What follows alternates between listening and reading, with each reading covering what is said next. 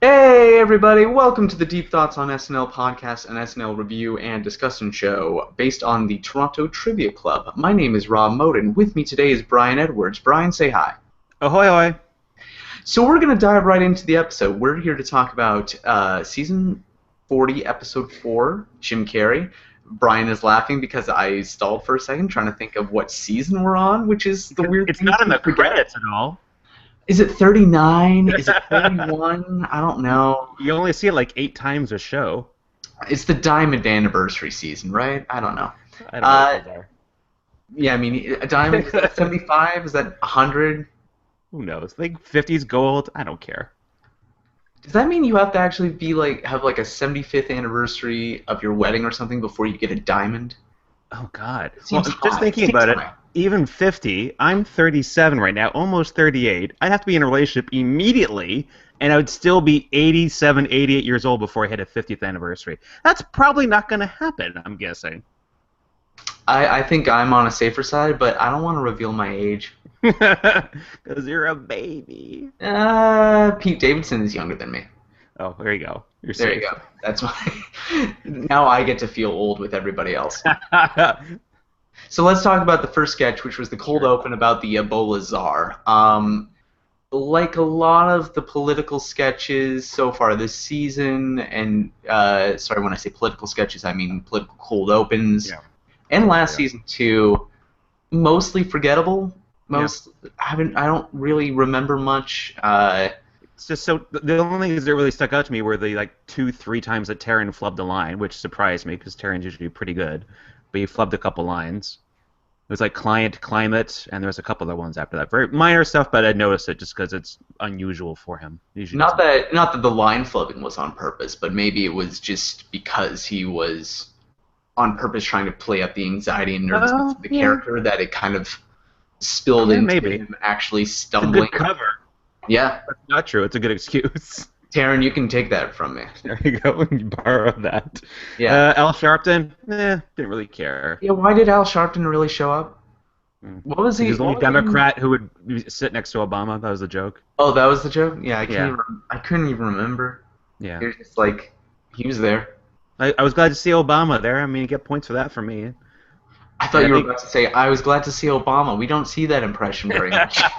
No, I need the points. Oh, okay. I think Bobby was one of the press corps, too, or something that got points. Yeah, I think it was Bobby, Cecily, AD. 80, yes. Also, Beck was in there, but he didn't ask a question as far as I know. That's He right. just got NPC points. Weird.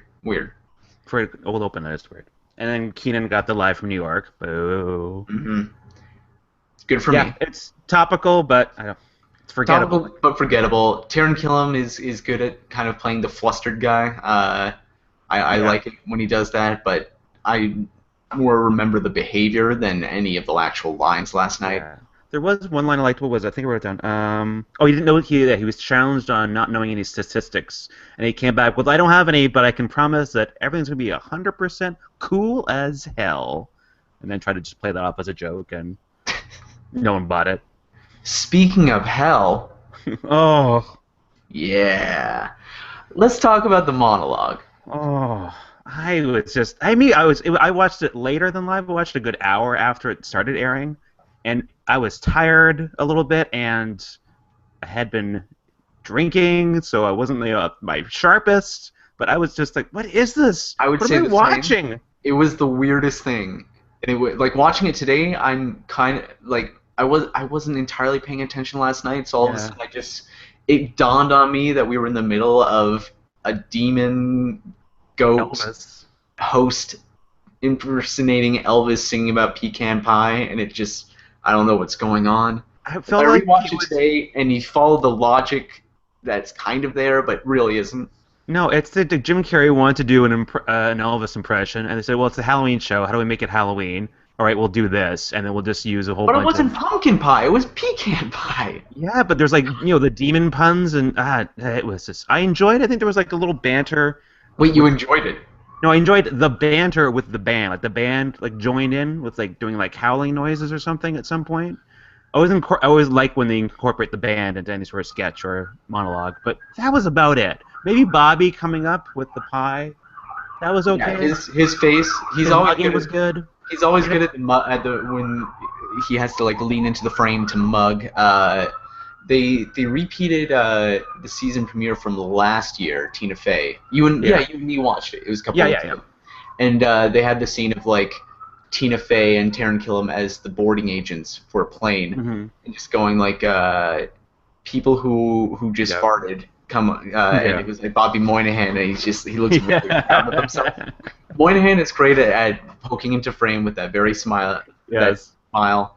Yeah. Um, Does a lot with his face. Remind me later that actually Phil and Paul Yeah. was a very good use of both Jim Carrey and Taron Killam looking funny when they smile because they were just had very innocent smiles. Um, that was just a weird monologue. I appreciate the scale of it. Like they incorporated like the choir, and they had a bunch of the cast there, and it was a big production number, and I kind of appreciate that. It just was an odd choice. But I was just that made me go like, oh, they spent money in time into getting a choir there, into getting the light up sign. Yeah. And then after the choir showed up, and then like the song was kind of like rolling down, and then you thought it was about to end, and then it just changed key, and they came back, and I was like, please make it stop. That was the theme of the night for me. Again, I was tired when I was watching last night. I want to get this across right away. 4 or 5 times. Even though we agree on the first 2 sketches, I very much liked this episode, and you very much did not like this episode. Well, we'll get there. Let's not jump. Let's not. I just don't want anybody to tune out because it's like they're just gonna crap on the episode the entire time in case they liked it, like me. The theme of the episode to me was, why has the sketch not ended yet? It was like 3-4 sketches at least ago. This is way too long. I honestly disagree with you. I don't think there were any sketches that were over 5 minutes. I don't think there were. And they just felt long nights. It was like just beating the horse at this point. I think you're wrong. wrong. Times. We'll get there. I think you're wrong. Oh, but previous to the actual monologue, I have to pull a shout out to Leslie Jones officially joining the opening credits. I liked her little, her 2 shot for her credit there. They're cute little scenes. Mm-hmm. It was nice seeing her name called, nice seeing her nice little laugh on her shot. It was good. It was a nice touch. I liked that. Long overdue. Mm-hmm. I wonder why it took so long for her to get added to the cast. It seemed like, I don't know, it's a weird area we're in right now. Well, it was with her and Mike O'Brien, because I don't know if you saw, and I haven't been able to watch it, but they advertised that they had a Mike O'Brien digital short. It was on Hulu, but I didn't get to see it. Yeah, geographical restrictions I couldn't work my way around stopped me from being able to watch on Hulu or YouTube. So, but yeah, it's kind of a weird area we're in where there are writers showing up fairly often, but Leslie Jones has crossed into a cast member. Mike O'Brien got downgraded from cast member, but he's showing up and stuff. Yeah. He's a weird nebulous there. But she did update last season, right? Yeah. Her first update was last season? So, I was surprised that she didn't get bumped up right away to featured player this season, and it was 4 episodes in, especially since we heard the rumor, or someone suggested that she'd been fired because she wasn't on a list of writers anymore, but then she kept showing up, so we thought that was weird, and then she's hired. It was weird. It's good. It was like, every time she showed up, it was like, oh, good. She's still involved. It's good. And then, oh, no. I'm trying to remember if she in the episode with Pratt, because if so, then they used her immediately. It wasn't like they brought, because she was definitely in there as like the second and third episode. She wasn't the first episode. I think she was a correspondent on that one, because it was also the NFL convict. Yes. And she was in that, right? Yeah. So they used her right away in regular sketches. Maybe they were just testing out, like when they used her in that sketch, like does she work sketch, and is she having fun with it? Is she good in it? And then they gave it 2-3 weeks. And, okay, and then probably takes some time to work out a deal or whatever. So so I didn't announce it right away. It's just 3 weeks in. I mean, it was 3 weeks in, and now it's just the 4th episode. So still. That Lorne Michaels inscrutable. No idea what's up in his head. No idea what's up in his head. Let's move on to the Lincoln ads, talking about apparently sketches. Because here's where the show starts to get great. I like this. What I liked is what we've talked about it before, and you talked about it last year, is the sketch that recurs in an episode, and you want to see that more. And I agree, I totally want to see that kind of thing more when they bring back a sketch or an element a couple times an episode. So I liked it especially for that. The first one on its own was good, and I liked that they brought it back 2 more times. The first one on its own was decent. It had a few good things. The main thrust of the joke was just that, why is Matthew McConaughey doing this? And the decent impression from Jim Carrey. But then the second and third time they brought it back were amazing. I just loved it because of the second one with kids all of a sudden in the back seat, and just going, "I'm real super bud," and then turning around and going, "Whose kids are these?" But he like interacts with them. They just call him Dad, and he answers their question. Like, that's a good question. But then he wonders whose kid they are. And then the third one with Kenan Thompson as an auto insurance ad that then gets interrupted by being hit by Matthew McConaughey. I legit did not connect an auto insurance and a Lincoln ad would, be connected. I just thought it was a different advertising parody. I thought it was a new thing. I think I kind of expected it just because they did it twice ago. They'll probably do it again a third time, and it felt like the look of it looked like the Lincoln ad a little bit, so I was kind of bracing myself for it. But yeah, there were some great lines on them too, like you expected to do this right after the Lincoln lawyer, but why now? I mentioned on Twitter and in our Facebook chat that I legitimately missed about 90% of the first run of it because just they faded away from the other one. The audience was just applauding out. I thought it was cutting to commercial break. And then I think just the timing of the applause and the audience reaction died out just as the ad started. So I thought it was a legit ad. From the audio, I thought it was legitimately a Matthew McConaughey ad. That was a good impression from Jim Carrey.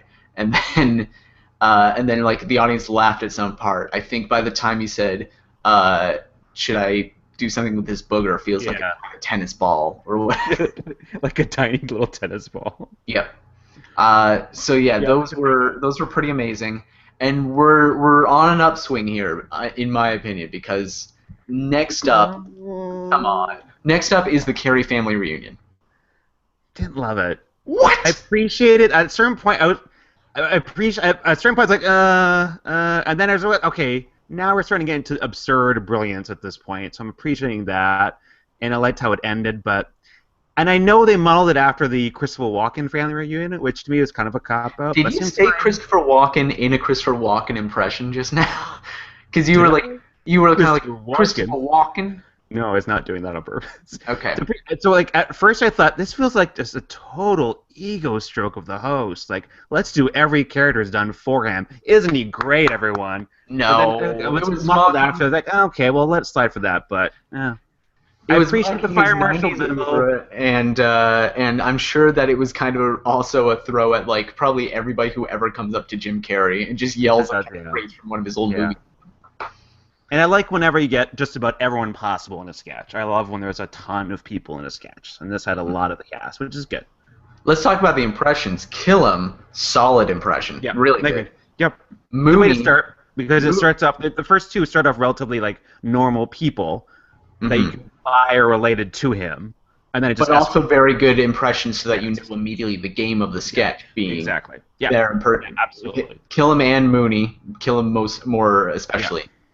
I also did totally get a nostalgia kick whenever, I think immediately after Killam's first line, Carey just turns to camera and goes, "Alrighty then," just perfect. It really did. Seeing him just every once in a while, or when he did the cackling laugh. Yeah, I did enjoy the cackle, and I liked Taryn's attempt at the cackle next to him at the same time. That was nice. Mm-hmm. Yeah. The Beck Bennett and Vanessa Bayer a bit where talked out of their butts. Yeah. I liked that because she started off normal voice, like she wasn't doing an impression. And Let's then she talk over here, please. And and then it was good. That was a nice surprise. More that switch in that concept than their actual impressions. But and then Fire Marshal Bill, which I think you have more connection to. I love that. As an older person. Yes. And then, thank you. And then Jay Farrell's was a little weird. I don't know the cable guy. I don't think I ever saw it actually, and so I don't know the character that he played tonally, how he acted in that. So I don't know how close the impression was at all. I assume it was relatively. The laugh was spot on, but the lisp was a little you had. I think if they hadn't he couldn't have been the first impression. basically. You had to know through context that this was a Jim Carrey cable Oh guy yeah, impression. yeah. Oh, for sure. Like that was definitely one of the last ones you pull up. And I wonder if how many people tried to do that one, how many people wanted to do that character, if he was choice. Like he didn't have the same last name as him too. He had a different well, he obviously had a different first name, but different last name. It wasn't a Carey. I noticed that. So I Can didn't we know if he talk? was related or not. I don't know. It was weird. Can we talk for a second about how horrifying Bobby Moynihan was? Oh God, yes, it was so good. Like, I don't know how they got that was makeup on amazing, him. but his face, just like the shape of his face, for some Yeah, reason, head. it was like a more horrifying version of the mask. Yeah, the Uh, suit was a great touch. It was well done. that did also hit me though, because I remember just quoting those lines to my parents, Of course waking you up, did. PART, why? Because I gotta, and they're like, it's not funny, please stop. I got my mom. I got once for. Do you remember there used to be at like these Hallmark stores? There used to be Hmm. like it was like a computer kiosk thing where you could just like print off a custom greeting card. So then Yeah, instead yeah, of yeah, yeah, yeah, yeah, yeah. Yep. and they had pop culture ones, and they had ones based on the mask. And so Adorable. I got my mom a card for her birthday. She was like, she was a middle-aged woman, and I got her the mask birthday card with Yes, you did. "Happy birthday, time to PART." Why? Cause you got. And she was like, Oh, thanks, Rob. she didn't care. Oh, oh, parrots. I got my dad, how I was 12, 13, I got my dad a Homer Simpson's t-shirt for like Father's Day. It was like 1990, so Simpsons shirts were all the rage at the It store. My dad likes to bring up when I was younger and asked him why he wasn't a normal dad. And he's like, "What do you mean a normal dad?" And I said, "Well, you don't just sit around drinking beer and like Homer Simpson." Sit on the couch drinking beer. Like Homer Simpson. I specifically said like Homer Simpson. Oh, what was his answer to that? I can't remember at the time, but he likes to keep bringing it up. Like Yeah. a normal dad. Wow, yeah. That's a sign my kid's watching too much TV. Hmm. Oh, Scarborough. There was a Scarborough mention. Scarborough, the Leafs. I think the Leafs are on. Toronto. Yep. And Yeah. then, It's like, is he referring to Scarborough, Toronto? Well, he must be, although he's not from there. He's from Whitby. is he from Whitby? Yeah, it says Newmarket. Newmarket is code for Whitby. This is a welcome back to the Toronto Geography Podcast. Exactly. I don't know. I come from Kemptville, which is like 30 minutes outside Ottawa. I just call it Ottawa. Who cares?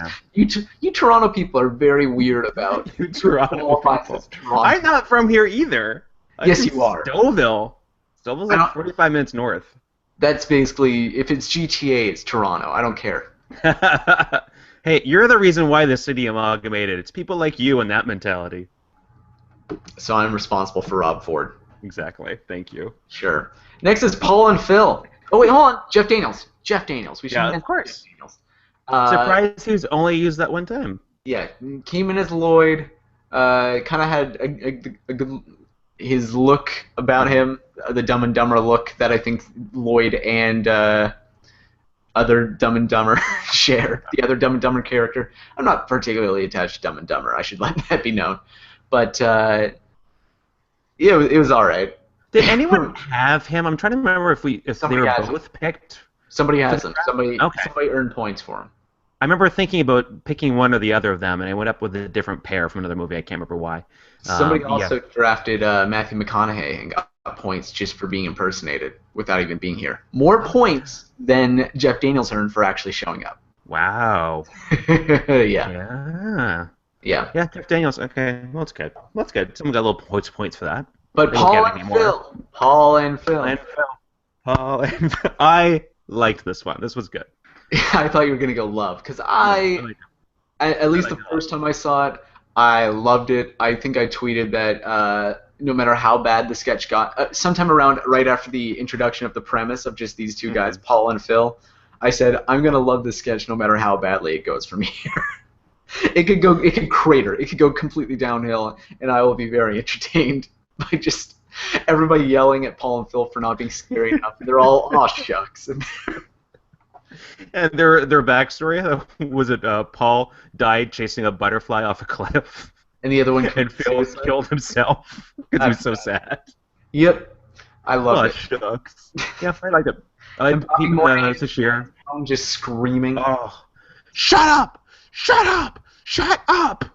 Sashir and Davidson especially kind of showed that they. I really like, even when they're just everyday characters or the straight characters, they're really good at kind of like throwing a little bit of personality in there. Yeah, I think they're putting the realism stamp on it. Like, are these two part of it? Because I'm not scared of them at all.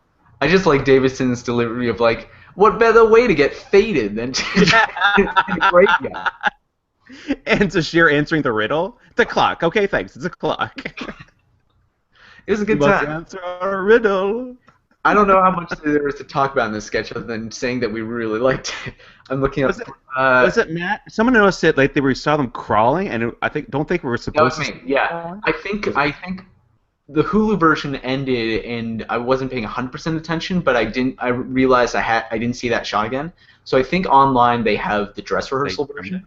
But there was a shot where they were sneaking. They had to crawl down to the ground. And they were sneaking up to pop up on either side of Keenan's tree. Yeah. While Keenan was talking, and so there was a shot in there that technically shouldn't have happened, but yeah, I noticed that too. I thought it was a little weird, but again, didn't bother me. Live show. It's the fun of a live show. But and yeah, they kill him, and Carrey just have such like goofy looking smile faces, just friendly faces that look so funny. Yeah, that's good. I like that. Good times. I like the special effect of when Pete handed him the beer, and it goes through his hand. Oh, I couldn't get it. Went right through me. Well, he just drops it. Such a cheap, easy gag, but it works so well for some reason. I think in both the live version and the dress rehearsal version, it was really weirdly timed, where just like it actually seemed like a legit accident that they had dropped the can. It was I don't know if they did it on purpose, making it that awkward, but yeah. I liked it. Then up next was Update. Do you have any general thoughts on Update? I really like this one. This might have been my favorite of the season so far. I liked both the guests, and I liked Jost got probably the best joke in the night. He got the best reaction for a joke anyway. Which one was that? The Honey Boo Boo cancellation. Oh yeah, that was that made me go. Great joke. Wow. Whoa. Yeah, some great jokes. Are the target demographic. TLC. And I also liked his whole describing the doctor in New York who had Ebola. And yeah, I was gonna say. Went to the High Line, went on 3 different subways, went bowling. He goes, he had a better day than I did, than I had all month. Did more with Ebola than I did a month. Like yeah. I like that, and I like Che doing some kind of runs on Ebola as well and other stuff. I just really like the vibe that they're giving here, where for the first time in a while we have 2 stand-ups who I think both start as stand-ups outside of the show. Yeah.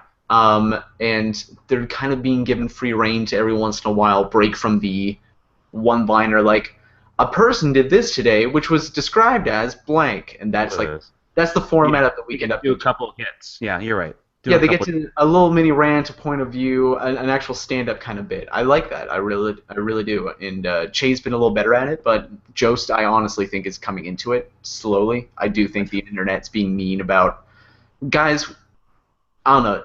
Everyone on the internet seems to be simultaneously like, we have to give them a shot, but also we hate them. Yeah. Or at least for Che, I think the first episode especially, he was like a little rocky, but like people were like, we have to remember that update anchors take a while to settle in. That said, Jost is absolute garbage, and we should get him out. Yes, those people are being ungood and distrue. Call back to the academic fraud. That's good. Yeah. Good line. And we had Daisy Rose. The show that we didn't actually mention. The joke that we didn't mention here. Sorry, go ahead. The Daisy Rose, romantic comedy expert. Yeah, at the time I was like, is this working or not? I'm not sure. And then rewatching it, she carries it completely. And also I think that it was strong that they kept the camera on both her and Michael Che the entire time, because there was so much back and forth. Yeah. I liked it. Well, it reminded me of that Amy Poehler Paul Rudd movie. Name's totally escaping me. Oh, Came You, something They like Came that. Together. They came together. The just like throwing out every trope of romantic comedy. Like she drops her cards, like oh my gosh, and she's lost. Just like I always like the huge, like just the hitting up every stupid note that romantic comedies typically do, Hmm. and him But not buying it at all. just from how they actually performed it or Hmm. presented it, I do think that something that made it strong, and I don't know why, but I thought that instead of having Vanessa address the camera, and Hmm. then it would Yeah. and then it would cut to the two of them whenever she was interrupted by a romantic comedy trope.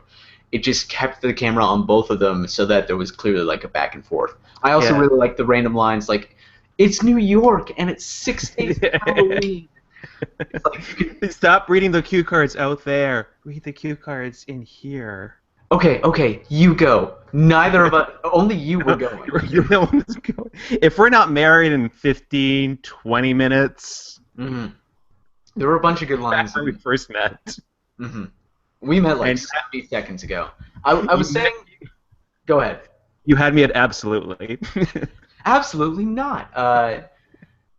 Yeah, I don't remember a Weekend Update correspondent that had so much, like, kind of the laugh lines were with both the anchor and the character. Like, Yeah, wasn't like a straight character versus the joke character, or vice versa.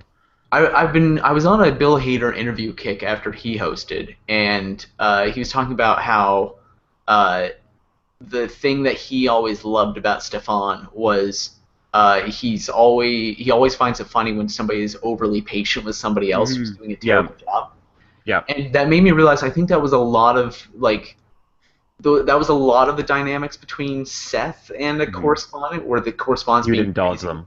Yeah, Yeah. and Seth's trying to go like now Stefan and Now bring it back. back on focus. Yeah. Yeah. So, and I think they kind of kept with that through Cecily, through Jost and Che, but now I like the idea of the same way that they're breaking out of the update joke format by having the stand-ups kind of talk more at length about stuff. Hmm. They have the anchor and the correspondent kind of go back and forth a Yeah, little and bit. they're butting heads a little bit. Like he was almost like angry with her, like you're the only one going anywhere. Like he was Mhm. not being patient with her. And it was, like you said, it's a different dynamic, and it was good. It works for him especially, I think. Same thing with we might get into this a little bit in Secret Billionaire, but kind of the same way that like Bill Hader starting to play game show hosts as total Hmm. assholes was Hmm. like Yeah, a new dynamic where yeah, instead of the host like just being straight man to the crazy, crazy. yeah, it could be he could be also a laugh machine, but the contestant could be the source of laughs. The premise of the show it like complements it Yeah, all without taking away from anything. yeah. No, it was different dynamic. Yeah, I appreciate it. And speaking of good dynamics, we brought back Drunk Uncle. So Yeah. happy to see that. All right, I And have a I list of especially liked how quotes. they started Drunk Uncle. Bring I out I didn't see that Michael. coming, and I should have. I I really know. should have. It was so like he doesn't look at him. He's like doing his drunk uncle thing, and he looks at him. Oh, pardon me, fifth floor, please. And then just wheels away, and Che's just like, It "Oh, went come out on, man, man, come on." it was so good. And then Joe immediately chides him. No, be nice, drunk uncle. And then lets him go into his big rant. Yeah, I have a list of quotes. So do Do I think. you have a list of quotes?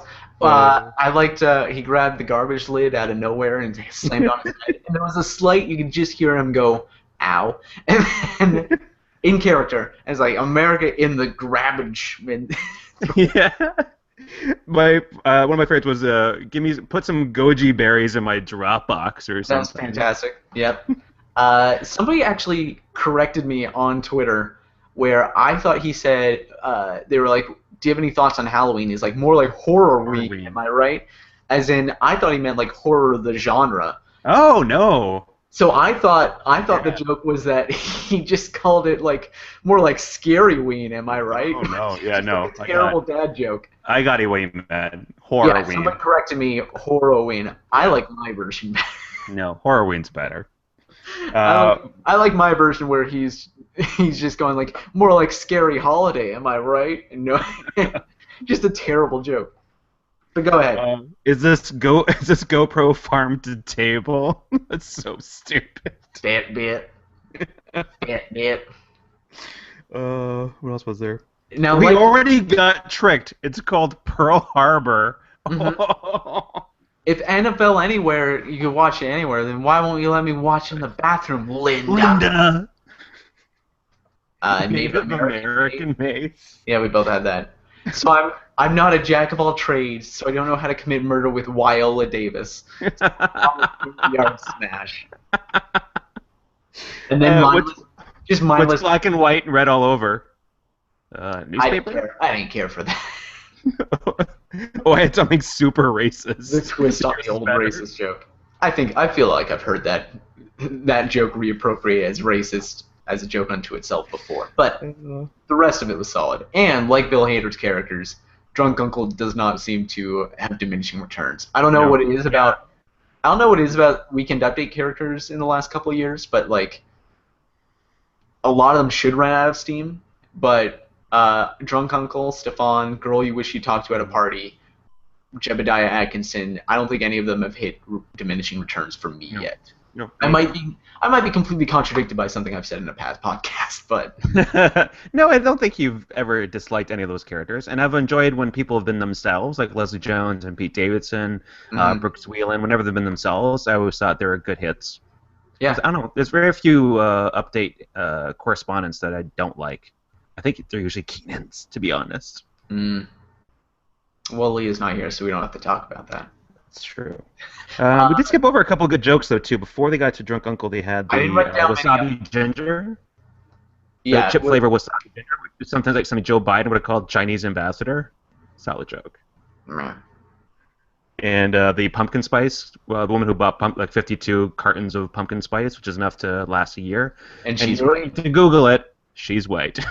which I don't know. I felt like that was more of a clapter, like white people like pumpkin spice latte, rather than an actual like funny punchline.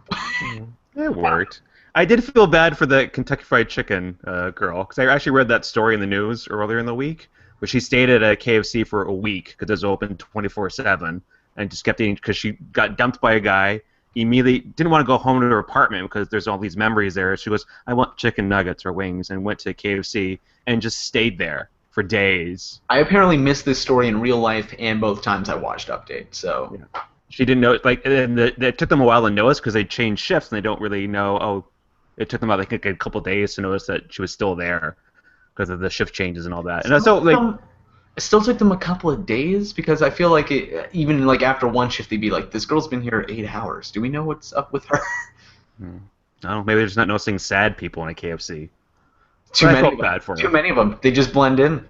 Yeah, exactly. Oh, I felt bad for her. Yeah. Secret Billionaire. Oh. This is one where I am at a crossroads with myself because okay, you can talk first. Go ahead. I have one note. Bored.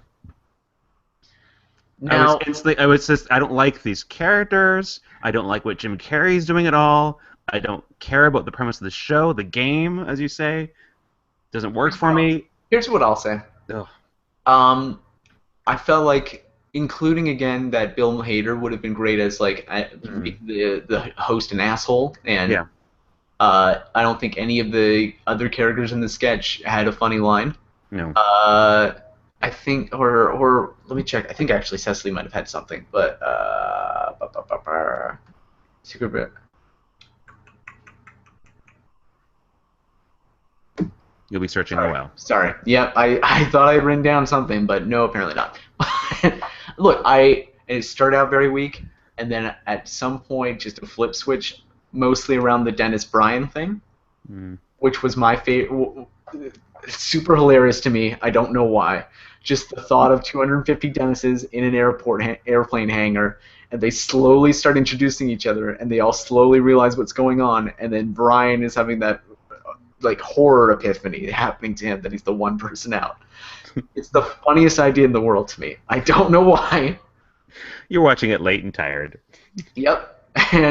But I also liked I liked the puppy in a suit of a passenger from the missing Malaysia Airlines. Yeah. The puppy serves as a gift and a warning. I liked the whole weird run about him going up in a hot air balloon, ejaculating onto the Earth, and watching as the Earth accepts his seed. No. I didn't like the character. Oh, I thought the character was really off-putting. I didn't like it. How much do you charge for your dignity? I'm apparently I just like these dark, weird bits. I don't know I why. usually like dark humor, but I don't know. It was again, maybe it was just put me in a mood right away, and I just did not want to enjoy it after a certain point. I I really liked it. can't imagine it's not. Yeah, no, there's no way that's not my least favorite sketch by a country mile. Of the season or the Of episode? the episode and maybe the season. I'd have to look at my old episode notes for that. Really? Yeah, Because it let's was jump not good. ahead. You didn't dislike the Walking Dead sketch as much, or No, because I thought Pete was amazing in that. as He the was so zombie? good. He was so good. He was fine. He was did good. he Didn't did like Jim zombie Carrey work. in it. The others, the four survivalists there, they're like I think Cecily had one good line between them, where she The one she thing I liked, shoplifted the lip gloss from Sephora. But I yeah, thought Pete was really good. I liked the fact that she was just applying lip gloss in the middle of it for no reason at all. Yeah, No, I enjoyed that mostly. I thought Pete was really good in that. I thought it was a song. I like Pete Davidson. He's on my team, and I've been complimenting him a lot. But it was a zombie job. I Oh, don't. when he talked to the other zombie and they had that weird like zombie handshake thing and they're like biting each other. That was So great. you're praising him for a handshake? Yeah, that and he was just a good physical comedian in that one. That was good. Okay. All right. I thought You can praise Secret Billionaire. I can like Pete doing a zombie. I thought Pete deserved more praise for what better way to get faded in a graveyard. That was good too, but this is more of a starring vehicle for him. I'm gonna try and work in what better way to get faded in a graveyard into my everyday life, just in conversation. Just so you crack open a drink. Yeah, every time I crack open a drink, time to get faded in a graveyard. In a terrible Brooklyn accent or Queens, Staten Island. Was he wearing? It looked like at one point he may have been wearing padding because he took a lot of hits with that. Oh, I'm sure he was wearing padding baseball for the Yeah. zombie thing. Like he came in with like what looked like a hunchback. He had a great look at one point when he got hit in the head. He was like looked like he was about to break and looked right at Carrey, like watch it. Like he hit me really hard in the head that one time. It was good. Yeah, Gary was really going for it. And he with really he got him in the crotch at one point too, which could not have been fun for anyone. with his plastic. It was clearly like a fake bat, but I'm sure it still hurt. Yeah, Yeah. anything that's gonna hurt there.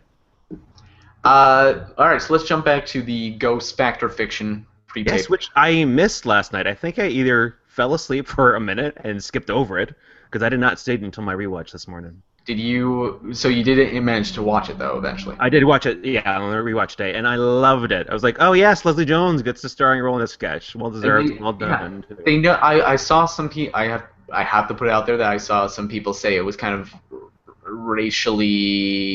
racially. Oh, really? That was the counter argument. You know, Zafir was there and didn't have the same reaction. Yeah, like it. That should nullify the argument right there. Potentially. But I thought it was just a good use of her personality. Yeah. Even if it's a stereotype that exists, I think But that the thing is, she's the smart one in the situation. Yeah, where she's making. I just love the concept of them having, not a skeptic, but actually somebody who's like somebody who's legitimately afraid as they go through and questioning all the tropes of the show. Like, why did we turn off the lights? Why did we? No. Why did we turn off? It's just like, I'm summoning the ghost. Why would you do that? Why would you summon that? Yeah, and then at the end, like, hey, can you check the fireplace? Can you just check the And when she runs out of the house and smashes that door open so it knocks it on the ground, I laughed really hard. That was probably my biggest laugh of the night was when she smashes She got the points. She got 2 points. According to my unofficial toll, she burst through a door. That's 2 points. Well, I don't have her, but still, that's good for her. It also reminded me of the Key and Peele sketch from the episode that just went online, the Halloween episode, where it's kind of different, but they come out of a movie, like a supposedly scary movie, and they're telling each other about how not scared they were. It's like a demon that could possess anything, like a garbage can or a puddle. What? That's so dumb. Meanwhile, they're like very carefully avoiding touching any object whatsoever. It's fun. What else is it? Oh, I just like watching people be scared. Apparently. I love the joke about the Annabelle doll or the Clarabelle doll. Clarabelle, not Annabelle, like the movie. The Clarabelle doll disappeared with the family in the 30s, but reappeared in the 70s. What do you think that means? it's a ghost. Like she just immediately buys the premise that it's a ghost now. No, and British Taran Killam was going, how can science explain that? It can't. Ghost? I like that she immediately turns on the whole premise and is totally buying that it's a ghost. I remember at a job I used to have, I had to watch one of those ghost shows for they were about to put on the network, and it's just like, this is just like, who watches it regularly? Because you watch one episode and you can already tell. Those are on DVD, right? People can buy season sets of these shows. You watch one episode, and there's all these tropes that like they immediately like our camera crew happened to miss it, or like that where I feel something behind me. It's a presence. I feel it. It got cold in here, guys. You feel that? Oh, they're awful, awful, awful. Chris Hardwick has a good run about that. One of his stand-up sets about. I think this would break as news before this episode aired on TV. This would actually make the news. And like, how come the ghosts are just always playing with thermostats or something? Yeah, something like that. They're always from like 100 years ago. No one died in 1998 on the toilet. Yep. And just how they make up stuff, like the whole like doll disappeared in the 30s, reappeared in the 70s. No sources. And she locks herself in the van at the end of the episode. Yeah. Anyway, it was a fun sketch. Also, I thought very quick to go against your... That's what I say. Exactly. That was a quick sketch. I wrote down quick and done. That's how it should be. Unlike Secret Billionaire, which went on forever. All right. Now let's go forward to I had Costume Contest as a name. Apparently online is going by Halloween Party, but basically it's the Sia Chandelier sketch. Mm-hmm. I thought it was Dance Off, but yeah, it works. Sure. Now until they went into the audience, meh. Good sketch. Okay. Kind of 80 had the best lines. Yeah, 80. I'm just a woman trying the best. You're a meatball. You're a marble, a red marble. I'm just a woman trying her best. As always, 80 kills it as either super sexual or super put upon. And, yeah. Joanne. Is that and Karen is the reigning champ. And I don't know why we need the names of the characters, but thank you, Brian. I like them. Maybe they'll recur.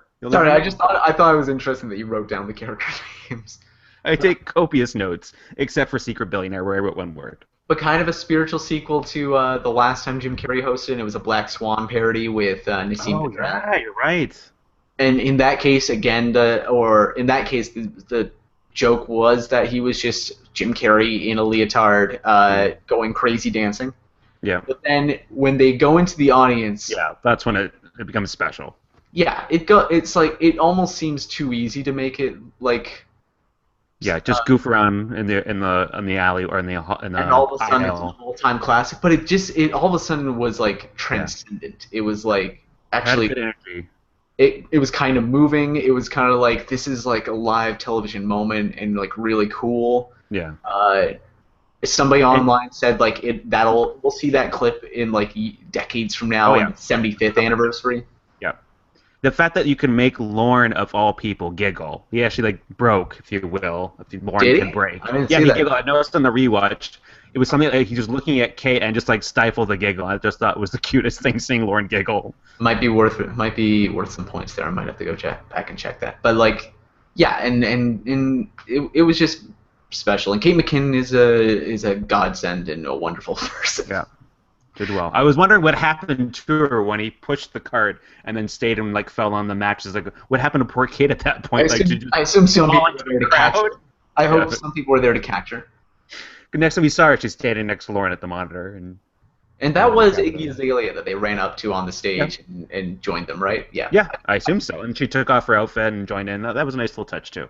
When I thought it was just going to be like when they were still before they had introduced Kate and Jim Carrey, I thought it was just going to be the punchline will be Jim Carrey's in a weird costume, and I thought Iggy Azalea might show up in a weird costume the same way that Ariana Grande did in the toy sketch in Chris Pratt episode. But yeah, then she showed up in a different way, and they all did some weird dancing. And then I went and looked up the music video this morning, and of course did. Yeah, and it was interesting. And now the song stuck in my head. Yeah, sure. Now it's in my head now too. Yeah, because I was singing it nonstop in the 30 minutes before this podcast. Basically. Sorry. Good sketch. I did like that. Like I said, I think I enjoyed the rewatch more than the live watch for some reason. Maybe because I was tired and. So you didn't out of necessarily sorts. like the sketch a lot the first time you saw it? I liked it. That was one of the ones I liked last night. Like, it's like, okay, that was pretty good. And then I watched it again and go, yeah, this is really sweet. It's cute. Yeah. And then finally, there's Jeff's Halloween Emporium, Mm-hmm. which I'm more interested in that it seemed like it Yeah. maybe started its life as a one of the porn stars sketch. How is it not? Except they don't use It's their it's names. similar. They're just having the same job, and it's the same actresses, right? Similar accents. It was Cecily and Vanessa. Yeah. So, like, how is it not At that? this point, I'm just avoiding Vanessa's last name because I can never get it right. Oh my god. Bear or Bayer? Bear. Bear. Okay. Um, Where did you hit your head that you can't get that stuck? I can't get it. I can't do it. I can't. Yeah, it was more interesting to me from that point of view. I don't know if I wrote down any lines. I don't know. It's fun to see. Oh, I had the. It was the. We have all the Hunger Game cosplays. Sexy Katniss Everdeen. Sexy her sister. Yeah. That was about it, though. Yeah. Also, that he had messed around with a voodoo glove and got himself possessed by demons. Mm-hmm. I just I like when they break out the blood / vomiting Yeah. thing. That's always fun, especially to end a night. Yeah, you needed to tonight. But yeah, overall,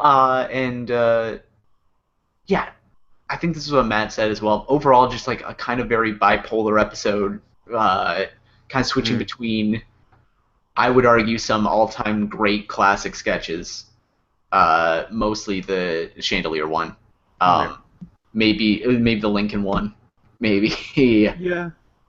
I mean, I liked Cemetery. Yeah, And I liked Zombie, and I really liked Ghost. Ghost is probably one of my favorites. Probably second favorite to the Dance Off Halloween. And I feel like Reunion will be one people mention. You liked it more than I did. The same I way didn't dislike it, but but it's overall, bottom third for me. okay. So overall, I thought it was a strong episode. Brian. Least favorite host, decent episode. Oh, you've gone up from decent. You were saying it was straight up bad. You were saying you didn't like it. Well, who else have we had? Sort of Sarah Silverman, Bill Hader, and Pratt. I liked all three of those hosts more than Jim Carrey. I thought we've been having an above average season so far. Yeah, it's been like there hasn't been any like what was it, Lady Gaga episodes. Like that one was just across the board not a good episode. Bad, probably. This is above that for sure. I'm trying to remember. I remember hating. I was being angry at that episode. They reran it recently. I remember her as the 80-year-old version of herself in her old apartment trying to convince somebody that she was famous. Yeah. Anyway, but it was a solid episode. Yeah. Some really good sketches, some like really odd sketches, off ones I didn't like the billionaire one and the first the monologue and the opener. Like those really hurt it in the overall average, but not terrible. Yeah. Do we have any thoughts on musical guest Iggy Azalea? She played. I didn't listen. I skimmed through it. I'm too tired. Apparently, I think I saw that. I think the first one was medley, right? It was a medley of Fancy and Black Widow. Okay, yeah, I had a Black Widow. And then the second one was Beg For It. I think that was my other song choice, but in a different order. Yeah, because she just released that for her new upcoming reissue CD. Yeah, sure. So what is that? What's the rule on medleys for points again? Do you get points for both, half points? What's the deal with that? It counts. You get full points if you put the song in that slot, and if you put say if you put Fancy in the first slot and Black Widow in the second slot, you get full points for Fancy, including choice and the right slot, and you get the half points for Black Widow because you got a correct guess but not a. Yeah, I had Black Widow second and Beg For It first, so I'll get points for right songs, wrong order. I got Fancy in the first slot and Beg For It in the second slot, so effectively I got full points. So yeah, that helps people. But yeah, there was some controversy about potentially lip syncing. It did seem like it was the audio was almost too good. Yeah. But I can't. I'm not a professional. I can't assign. I can't diagnose anything. If they're doing a lip sync, I'm going to assume there's a reason they're not doing it live, and it doesn't really bother me that much. I'd prefer, obviously, it's a live show, do it live, but there's some reason. I'm just trying to remember after the Ashley Simpson debacle, didn't the show come out and say like it was all on her? She had Yeah. not run this by anybody because the show never condones lip syncing. But then again, it was like how. I'm sure they've done lip syncing beside that. I mean, that was a weird one because it was just a disaster. I mean, it just everything fell apart. This one, Yeah. if it lip sync, it didn't really bother me because it didn't affect. Again, I just skimmed through it anyway, so I listened for a bit. Like, okay. But yeah, so again, SNL is trying to get the teens, Yeah. I guess, for musical, yes, and we're getting old and we don't know or care. But it's a weird pairing. Jim Carrey and Iggy Azalea. That's not the same. Those are two totally separate Venn diagrams of I think interest. any teens are gonna go to Dumb and Dumber because I feel like it's like Teen boys, maybe? If their it's older a- brothers made them watch the first movie? yeah, it's like a cable classic, and I don't even think that Yeah. that many people have or watch enough cable for it to have an impression on. Yeah. I feel like people in their early 20s is like the last group that might have discovered it. Yeah. It's weird. I'm not going to. But yeah, it's Yeah. a weird overlap between the two. I'll be honest. Every time I watch the trailer, like and including some of the new ads that showed up on Hulu when trying to watch these clips this morning, some of the jokes are so perfectly dumb that I am actually intrigued, even though I never especially loved the first movie. Just like him walking out in camouflage, looking like the vending machine. I liked.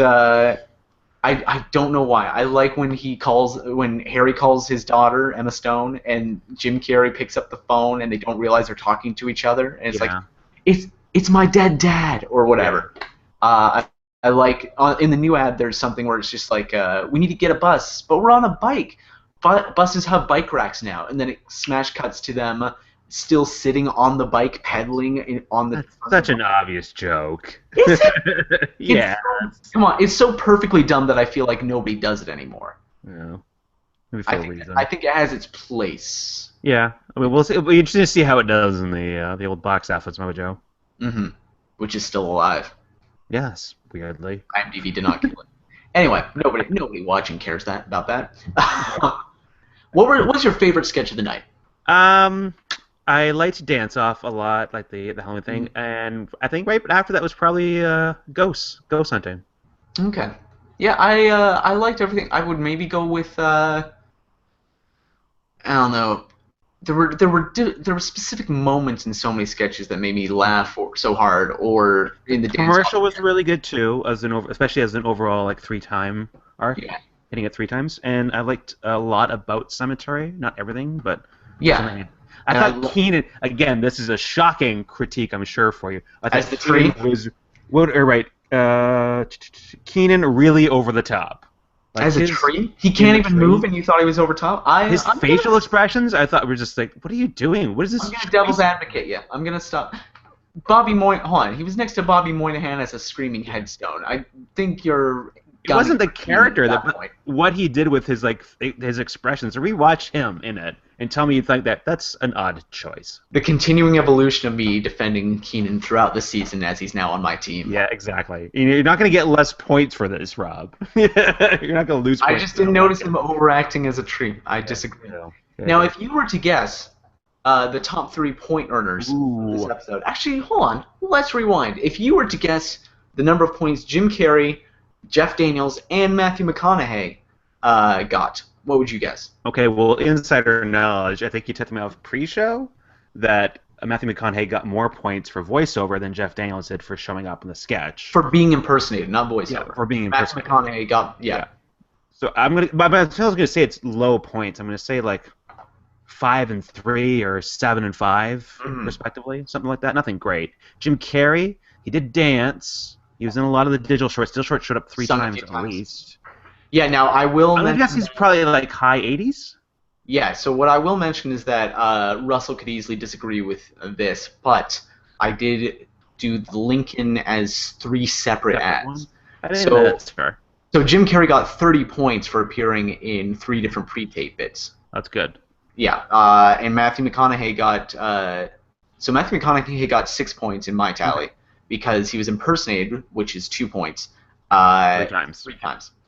Jeff Daniels showed up in a sketch. That was 5 points. Everyone in that sketch also got 5 extra points because he is a former host who reappeared. Oh yeah. Jim Carrey, 85 points by my count. Okay, yeah, 80s. Solid. Lot of singing and dancing. And yeah, showing up in 3 different pre-tapes at 10 points each for the hosts. There you go. That's good. Top 3 cast members. What would you guess? I'm gonna guess Taron's probably one. He seemed to be in a lot. I could see maybe Keenan, and I'm gonna guess Pete is up there too, because Pete seemed to be in there a lot, but I could be wrong on that one. It was just wishful You'd thinking. be very wrong on Pete. Pete is tied for the lowest scoring cast member. He had so many good, like more than like 80. He's tied with 80. How is that possible? He was They in more. both got 17 by my count. He should have done They more. each showed up. They just each showed up a couple of times. He was so good though. Keenan Thompson, 59 points. Okay, yeah, I see that. Bobby Moynihan, 56 points. I'll take that. That's good for me. Taron Killam, 54 points. Okay. Really good episode for me. Keenan, Taron, even with Pete down there, still solid. I'm still at like 130. Considering Matt has 85 points for drafting Jim Carrey, goddamn him to hell. Helvis. Well, hopefully he won't get any more. Goddamn him having to watch Helvis over and over and over. He should have to. His punishment.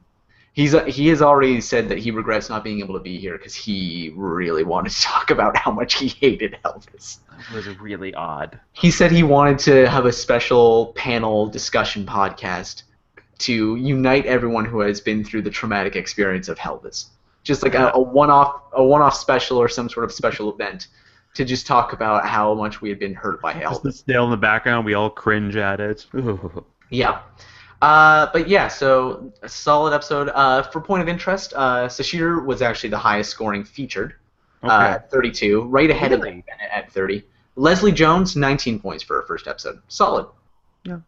Very solid. She was in the Carrie sketch and the Ghost sketch. Good start. I was surprised she wasn't on an update, but we had 2 good updates anyway.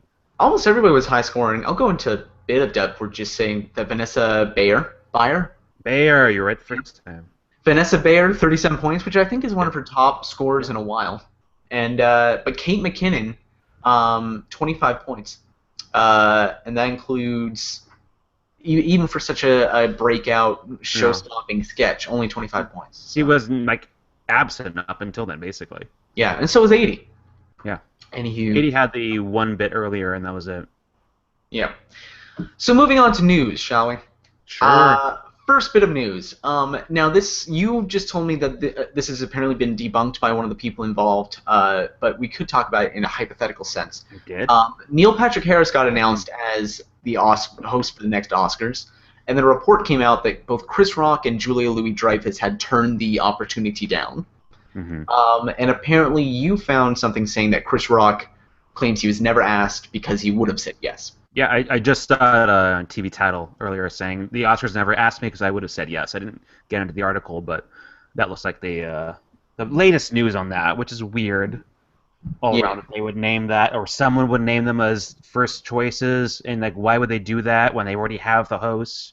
Why say your host is the third or fourth choice? It's a weird thing to do. Mm-hmm.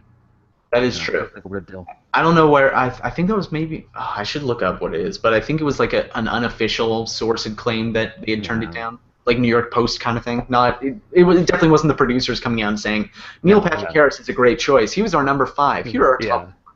Here's who else we wanted. Yeah. But it would have been interesting. Chris Rock hosted, I think, a few years ago. I can't remember. He definitely hosted recently-ish. Yeah. I'm trying to remember. And I enjoyed him. Julia Louis-Dreyfus, I feel like I really wish she could have. Yeah, I would be much more interested in that. Like the Oscars, like I don't think I even watched last year's. I maybe skimmed through it.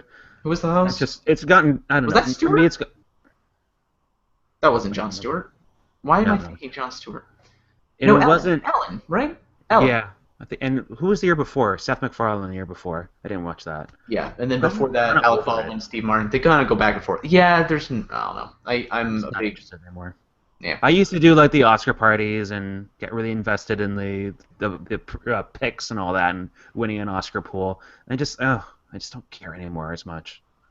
If Neil Patrick Harris, I'll probably skim through it just because I like him. But even then, I'm not watching it live. That's for sure. I'll be skimming through with my TiVo. I feel like Julia Louis-Dreyfus would have been so great because Yeah. she would have been in the same vein as Tina Fey and Amy Poehler. Yeah.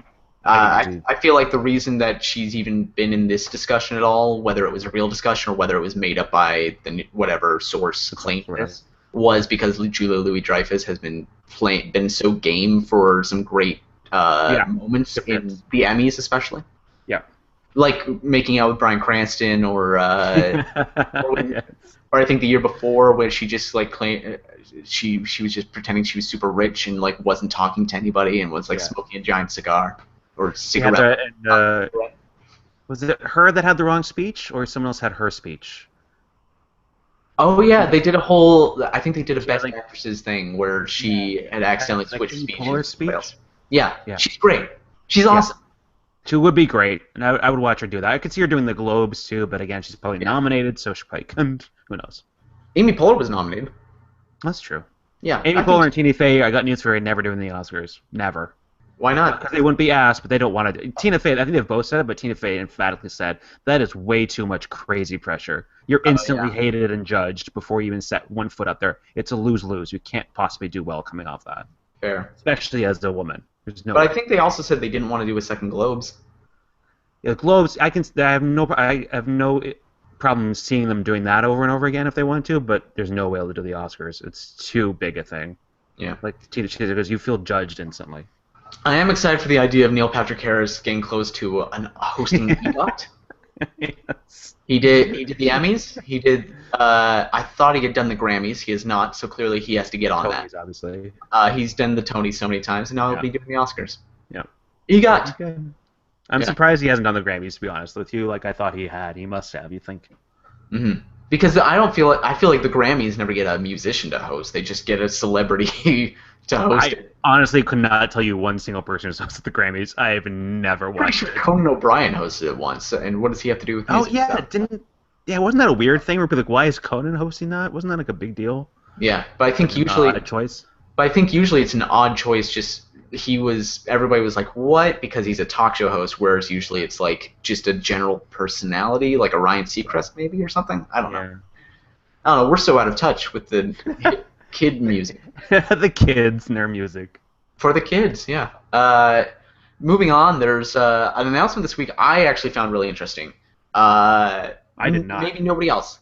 Elf. Oh, were you thinking I was talking about Mulaney? No. Oh. I Well, couldn't remember why you were talking. Oh, you were just being an ass. Yeah. But NBC has announced a stop-motion Elf musical Christmas special. I'm just surprised because I didn't know this was happening, and yet it's going to apparently come out in 2 months. Yeah. Jim Parsons is Buddy. Will Ferrell's Yeah. not back.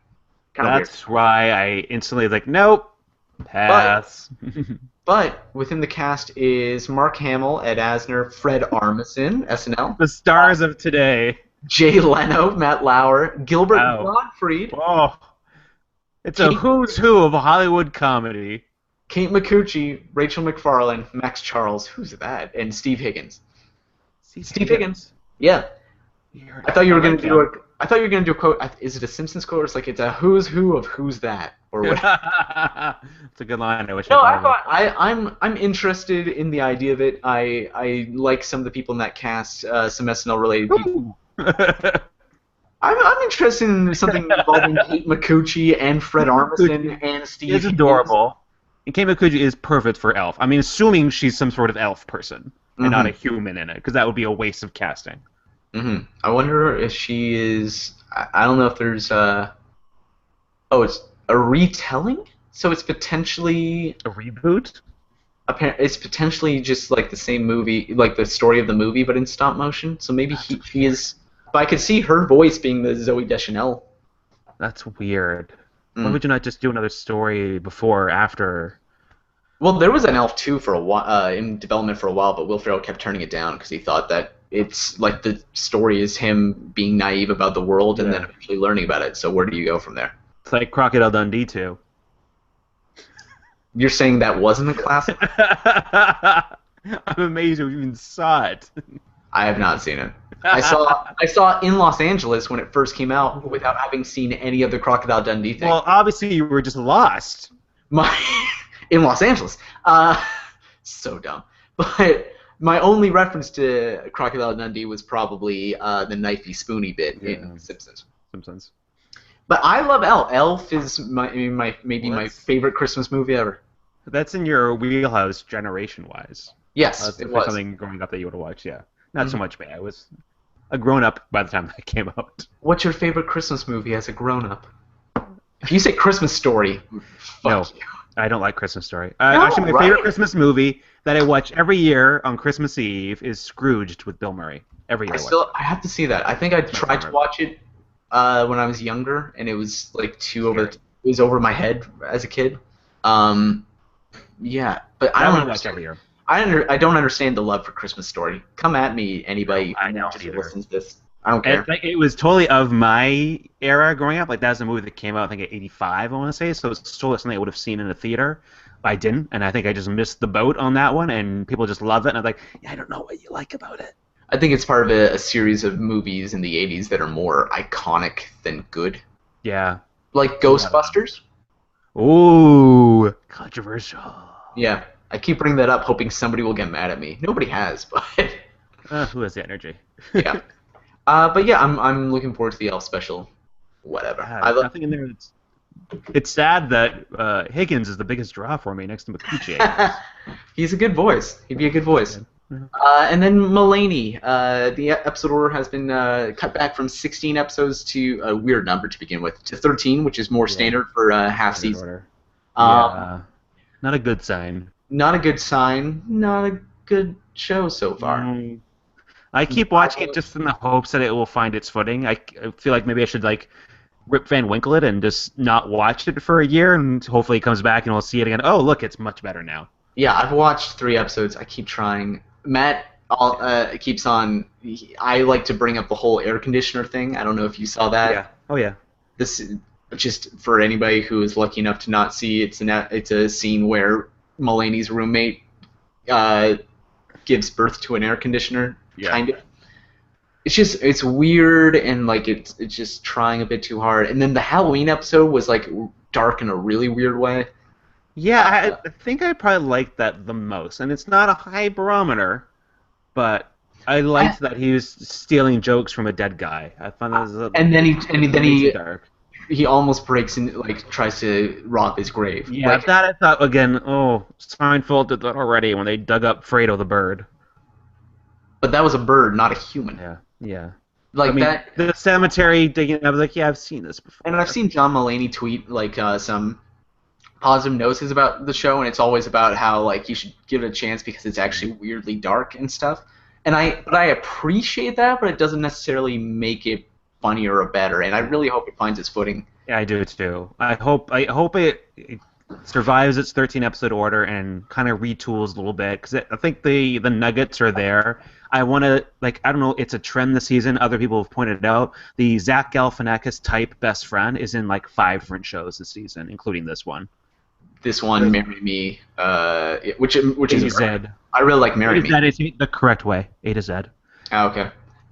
Jeremy has that too. But TV by the numbers, which I actually don't like how they kind of like turn the end of a TV show into a game. Like they're kind of rooting for hundreds of people to lose their job and millions of viewers to be disappointed. But they, numbers-wise, they tend to be on point. Where they said no show, maybe no show in its first season, or no show at all has had its number of episodes reduced like this, and then gotten a second season. Yeah. Arrested Development got its 3rd season order cut, and then also didn't come back until Netflix. But that's a whole different ball. Well, actually, yeah, Arrested Development got its order cut because it went from the second season got its order cut as well from 20. Okay, well that's a little bit different. If we got its 2nd season cut, it came back for a 3rd season. So that But I think they said it was like no show has, no first season show has had its order cut or reduced and then come back for a second season because apparently they cut it at 13 only because 13 had been produced already. Yeah. So there won't even be a season finale that was intended to be one. Yeah. It's weird. Yeah. But, yeah. And so, yeah. There have been a dearth of cancellations this season. That's probably the only reason why it's not canceled altogether is... Just one so far, which is late for the normal TV season. Yeah, I don't know. I've read countless thought pieces about because we have a. I just I just admonished a website for turning into a game, but I am part of a TV death pool that Yeah, I'm not. Russell just I started refuse to do it. Not out of out principle, of just because I principle. don't like rooting for a show to die.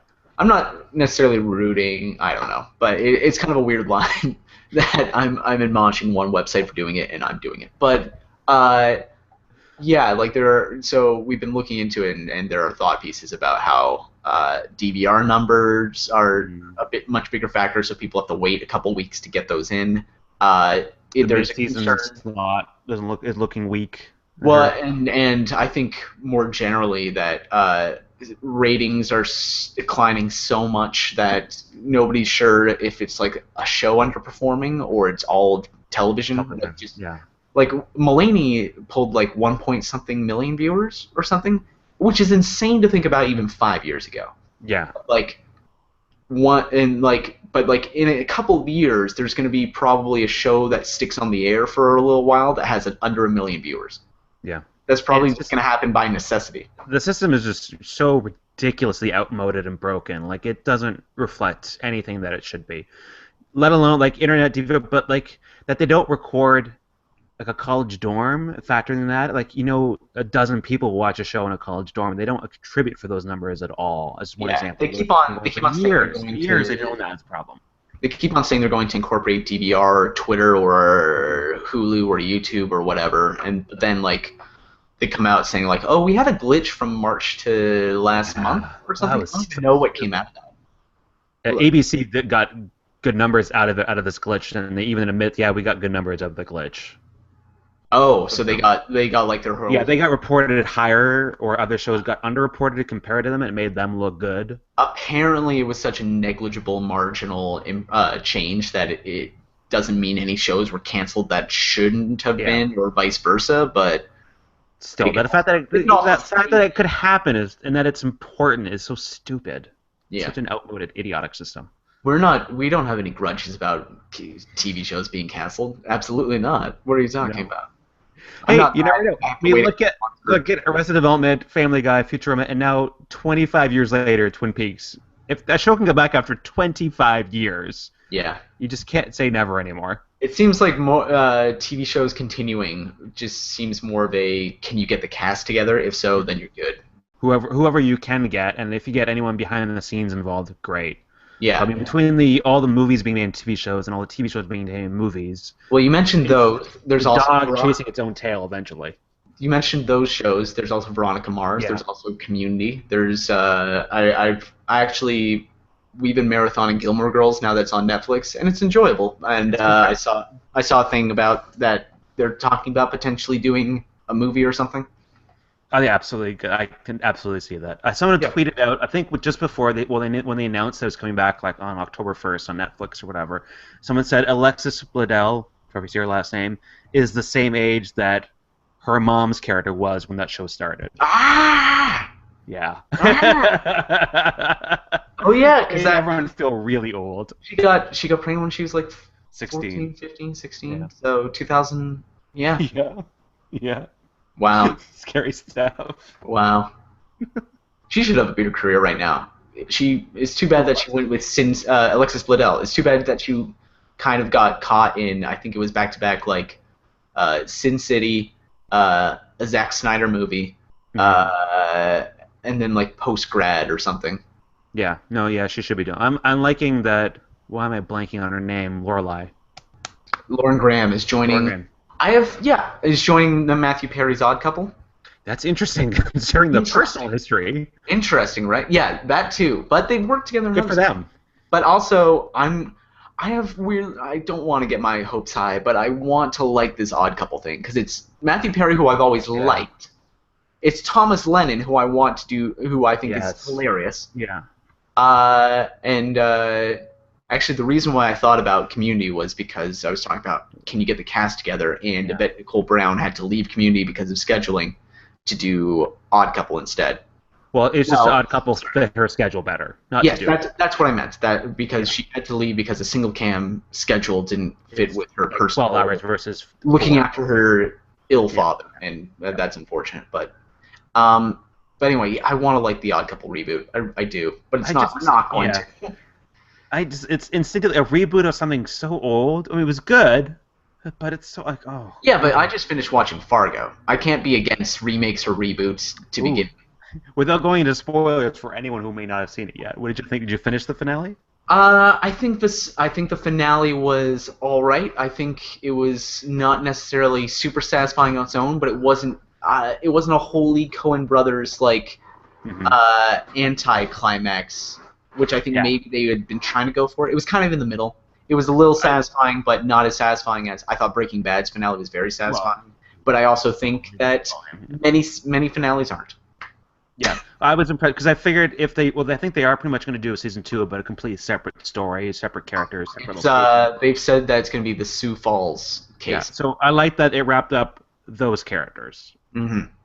Satisfied, and I was happy that the the main lead, the female lead there, had a good end to her story. So satisfied. Really avoiding spoilers. Anyway, that was it for the SNL podcast. Yeah, it was. It fit nicely. Hey, But we that's talked about fun. TV. Yeah, we talk about TV. We haven't been able to talk about much besides SNL since last season. So I'm We know glad what to get the more. numbers are for last night's episode yet? Oh, I looked at. I did see. It was something. It was decent ratings. It was up. I think in overall audience, it was up like 5% from Bill Hader, and it was like 22% in like That's a good. key demographic, which is good. Not enough to hit like Russell's 5.0 ratings point bonus Is for Jim anyone- Carrey. I think anyone maybe do that? somebody had last year. I think maybe Fallon, but So not Chris Pratt. no, Chris Pratt had not. I think Carrey had the best ratings of the season actually. Okay. Yeah. But anyway, and then next week it was announced in the middle of last week that Chris Rock, Prince, should be fun. Once again, bringing back a former cast member. That's 3 out of 5 now. I know. And as well as Jim Carrey, who was another 90s sketch person. Yeah. We're 0 for 3 in the 1 for 3 out of the returning cast members. Yeah, it's weird that nobody thought of Chris Rock. And we have what? Only 2 hosts? No, 3 hosts have now been picked correctly. Pratt, Hader, and Carey. Yeah. Did we draft hosts before or after TIFF? It would have been. It was Fan Expo weekend, so before. Yeah, so otherwise known as Labor Day to non-nerd people. But yeah, because because after TIFF, I think we would have all had Rock on our radar because of how much buzz his movie is getting. And I still don't know if he would have been my ex-cast member pick, though. He only got the 1, right? No, but I feel like at some point down, because we got to a point where it's like, I mean, I had to pick between Polar or Hader or somebody else who I thought had a decent chance of coming back, and Rock probably at that point would have had a decent shot in my mind. Yeah. But anyway, it'll be fun. Maybe we'll get what's the name of his? What was his? He had like a black radical talk show. That's like one of the main. That's one of the main recurring bits I remember him having. Was it just like Chris Rock show or something like that? I can't remember now. No, that was actually that was that was the name of his actual HBO show, but not the sketch within SNL. Yeah. Yeah. Anyway. No, I don't remember it. But it'll be interesting to see if they bring anything back for him or if he's doing just original sketches and stuff. We shall see. I don't know if he's hosted for. I'm guessing he probably hosted in the early 2000s, but I'm not sure. I'm making stuff up at this point. Lights going. You got to get going in 10 minutes. So. Yeah. All right. So thank you, anybody who's watched or listened. You can find me at RobExists on Twitter or on YouTube. You can find Deep Thoughts SNL on Twitter for updates on the podcast, but mostly news about the show and alumni. Mm-hmm. You can check out triviaclub.blogspot.com for Russell's write-up at some point this week. If you are following the podcast on YouTube or iTunes or SoundCloud, know that there are other options. And then, Brian, how can people find you? On the Twitter at CoconutPhone77. Fantastic. Awesome. So, yeah, thank you, everybody, for watching. Cool. We'll be back next week with Chris Rock. Bye, everybody. Bye-bye.